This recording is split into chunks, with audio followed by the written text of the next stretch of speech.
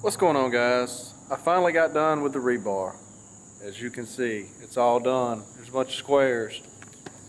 It's an 18-inch grid pattern with half-inch rebar. It's taken me about a month to do this, just on the weekends and spare time and whatnot. A few hours here, there, and yonder. And I hope I never have to tie any rebar again. I don't know how the guys that do this for a living do it to keep from killing their back and their legs, but there's a whole lot of squatting and bending and just repetitive, bend down and tie something and get another piece of tire wire, bend down and tie it.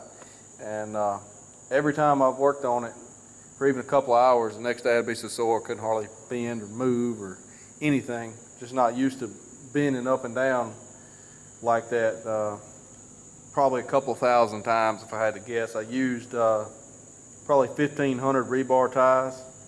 So I've bent down at least that many times. Probably more. But anyway, I got a 4-inch, a 4-bar footer on the all the way around. I don't know how well the camera's picking that up. But I can't pour any concrete until this footer dries out. The way this is, the water runs in every time it rains. It fills us up with water, so this is all going to have to dry out good before we can pour any concrete. And we've been getting rain around here about every 3 days. So waiting on that, and we just had a tropical storm come through. I know some of you guys probably live in Texas. It come up from between Texas and Louisiana line around Beaumont down there and come across. We got about 6 inches of rain up here in about 2 days. And it turned things into a muddy mess. I just about got my pickup stuck over here in the yard. This is where I did that electrical trench, and had it over here.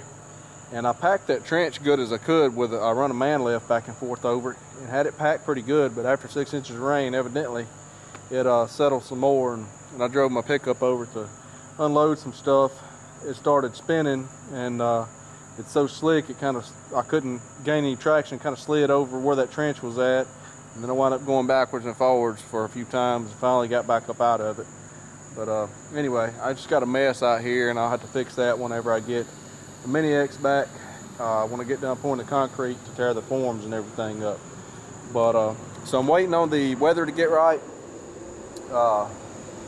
Quit raining for 2 or 3 weeks in order to get this done. I've also got to find a concrete finisher. I do not know a concrete finisher. There's a guy up the road from me about 10 miles that I used to work with about 3 years ago or so. Anyway, he built a house up the road about 1.5 years ago, I think. And I don't know who he used to do his concrete, but I think I'm going to call him and ask him because he's in the area, and see who done it and if he was happy with the work the guy did.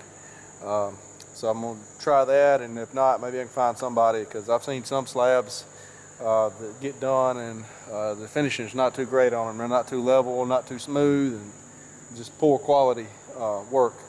So I'm hoping not to have that. I pulled a string across and measured. I've got about 6.5 inches out here is how much concrete we're going to have. 6.5 to 7 maybe in some spots. The dirt settled some since I did all of this. But anyway, that's what I'm waiting on. I'm waiting on that, and also I've got to figure out, once I do find a finisher and it quits raining and I'm able to do this, how to schedule it in with my work schedule to when I can be off without losing money in order to do this during the week. So that's 3 things that has to come together in order to get this done.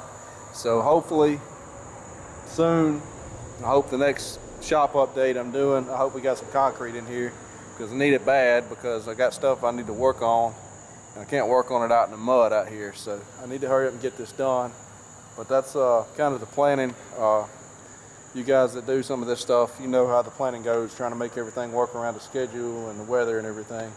But that's where I'm at on this. I want to give you guys an update, show you the rebar install. I'm happy to have it done. And as I said, I hope I never had to do this again, or if I do, I hope it's a really long time, because it sucks. But anyway, that's today's video. I'll see you guys next time. Thanks for watching.